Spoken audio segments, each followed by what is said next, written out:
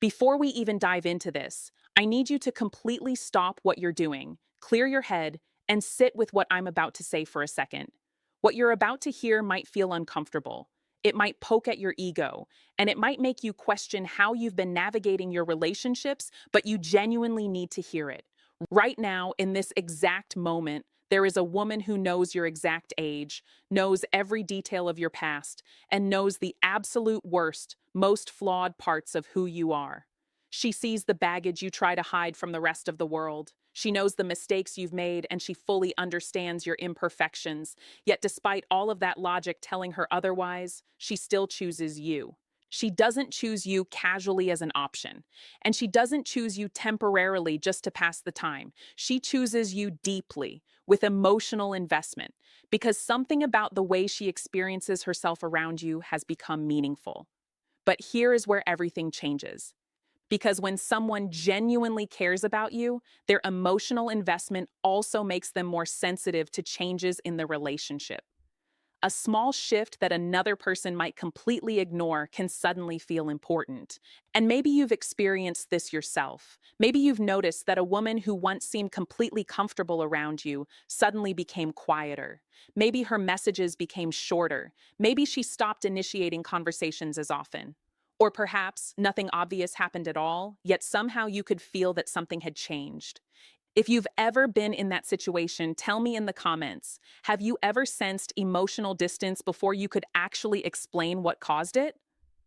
Your experience might help someone else recognize something they have been struggling to understand. Because the truth is, relationships are rarely changed by one dramatic moment. More often, they are shaped by dozens of tiny interactions that tell a person, consciously or unconsciously, I am safe here, or something feels different. And understanding that distinction can completely change the way you respond when emotional distance begins to appear.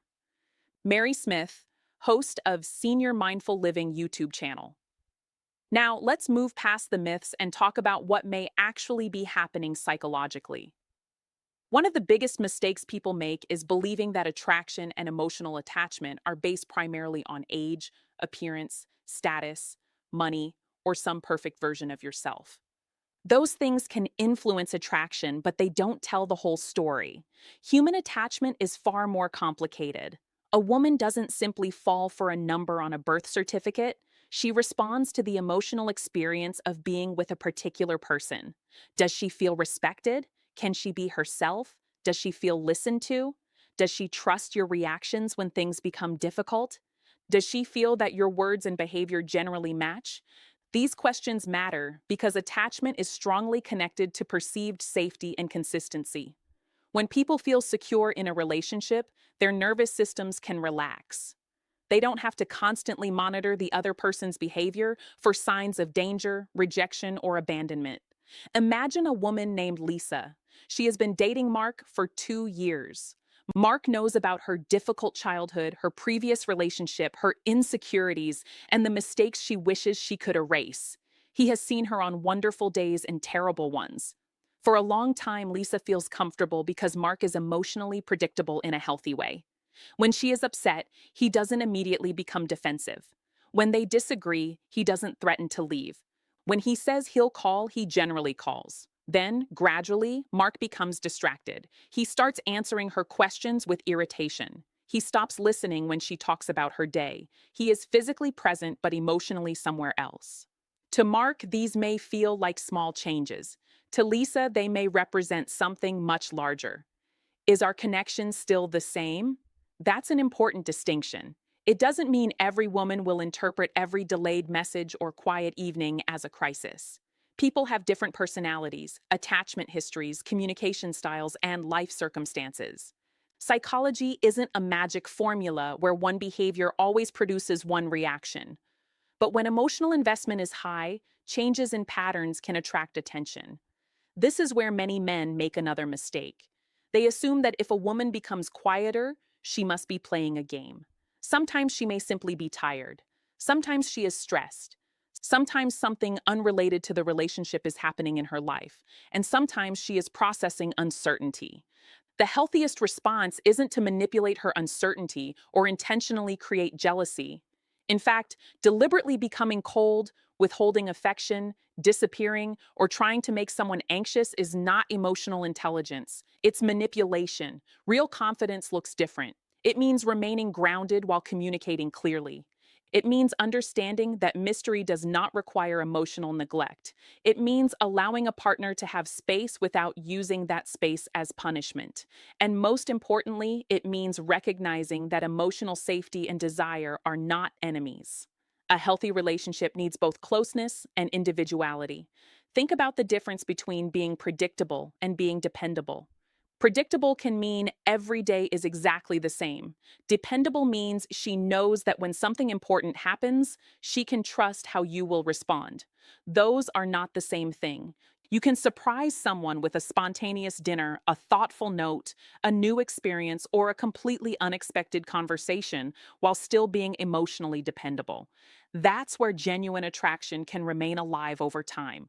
One of the most fascinating things about long term relationships is that people don't simply respond to what their partner does, they respond to the meaning they assign to it. Suppose you don't answer a text for 3 hours. One person might think, he's probably busy. Another might think, he's losing interest. The event is identical. The interpretation is different. This is why you should never assume you know exactly what a woman is thinking based on one behavior. Instead, look for patterns. Has communication changed consistently? Has affection changed? Has emotional openness decreased? Does she still make an effort to spend time with you? Does she still share things that matter to her? Does she still seem interested in repairing disagreements? These patterns tell you far more than one delayed text message. And if you're currently experiencing uncertainty in your relationship, here's a practical exercise I want you to try. For the next 7 days, stop obsessively analyzing individual moments. Instead, write down 3 things each day. First, what actually happened? Second, what meaning did I immediately assign to it? Third, what other explanation could exist? For example, she gave me a short answer. Your first interpretation might be, she's losing interest, but another explanation could be, she's exhausted after a difficult day. That small exercise separates observation from interpretation. And that is an incredibly powerful relationship skill. Because anxiety often takes an incomplete piece of information and turns it into a complete story. Now let's return to the deeper issue. When a woman becomes emotionally invested, vulnerability increases. The more someone matters to you, the more their behavior can affect you. That's true for men too. If a stranger ignores your message, you probably don't care. If the person you love ignores you, suddenly the silence feels enormous. That isn't uniquely female psychology. It's human attachment. The closer the relationship becomes, the greater the emotional consequences of perceived rejection. This is why a woman who truly cares may sometimes become more observant, not because she's trying to control you, but because the relationship matters enough for her brain to pay attention to changes. And this creates a fascinating psychological loop. She notices a change, she becomes uncertain, she watches more closely. You notice that she's watching, you become uncomfortable, you withdraw. She interprets the withdrawal as confirmation. Now both people are reacting to interpretations rather than reality. And suddenly, a relationship problem that could have been resolved through one honest conversation becomes a cycle of misunderstanding. So, how do you break that cycle? You communicate before resentment builds. Instead of saying, "Why are you acting weird?" Try something calmer. "I've noticed we've felt a little disconnected lately. I don't want to assume what you're feeling. Is there something you'd like us to talk about?" That sentence does something extremely important. It creates safety without demanding an immediate confession. It communicates awareness without accusation, and it gives the other person permission to tell the truth. You might be surprised by what you hear. Maybe she isn't losing interest at all. Maybe she's overwhelmed at work. Maybe she feels emotionally neglected. Maybe she wants more affection. Maybe she's struggling with something she hasn't known how to express. Or maybe there genuinely is a problem in the relationship. Either way, knowing the truth is healthier than trying to decode silence. And there's another lesson here that many people discover too late. You cannot make someone stay through psychological tricks. You cannot manufacture genuine devotion by creating insecurity. You cannot make someone emotionally attached by deliberately withholding attention. What you can do is become someone whose presence is emotionally meaningful. Listen when she speaks, keep your promises, maintain your own identity, show affection without desperation, set boundaries without cruelty, apologize when you're wrong, and continue developing your own life rather than making the relationship your entire identity. That last point matters enormously.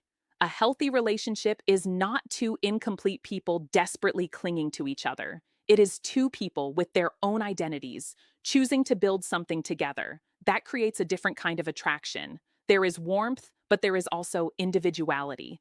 There is intimacy, but there is also personal space. There is commitment, but there is still curiosity. And that combination can keep a long-term relationship emotionally alive. So if you're watching this because you're worried that a woman is pulling away from you, don't immediately panic. Don't start testing her. Don't disappear to see if she'll chase you. Don't create jealousy. Don't bombard her with messages. And don't suddenly become someone you're not. Instead, slow down. Observe the pattern. Ask yourself whether your own behavior has changed. Then, when appropriate, communicate directly. And if she tells you that something is missing, listen before defending yourself. You don't have to agree with every feeling someone has to take that feeling seriously. That is emotional maturity. And perhaps the most powerful thing you can remember is this: being chosen is not the end of the relationship.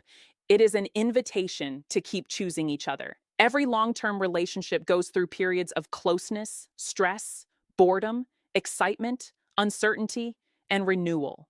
The goal isn't to prevent every difficult emotion. The goal is to develop the emotional skills to move through those moments without destroying the connection. So ask yourself tonight, does the woman I love feel emotionally safe with me? Does she feel heard? Do my actions match my words? Have I become complacent because I assumed she would always be there? And when something feels different, am I trying to understand her, or am I simply trying to control the outcome? Those questions can reveal more about the future of your relationship than any dating trick ever could. Because real attraction isn't about keeping someone psychologically off balance. Real attraction is about creating a relationship where two people continue to discover one another while feeling safe enough to be vulnerable. And if you've ever wondered why a woman can know your flaws, understand your past, see your imperfections, and still choose you, perhaps the answer is simpler and deeper than you expected. She isn't choosing a perfect man. She's choosing the person she experiences when she's with you, the person who listens, the person who makes her feel respected, the person who remains emotionally grounded when life becomes difficult, the person who can admit, I was wrong, the person who can say, tell me what's really going on, and the person who understands that love isn't something you win once. It's something you continue to nurture. If this video made you think about someone in your own life, share your thoughts in the comments. And if you recognized a mistake you've made in a past relationship, don't use that realization to punish yourself. Use it to become more emotionally aware in the relationship you have today. If you found this perspective valuable, like the video, share it with someone who might need to hear it, and subscribe to Senior Mindful Living for more thoughtful conversations about psychology, relationships, emotional connection, and human behavior. Because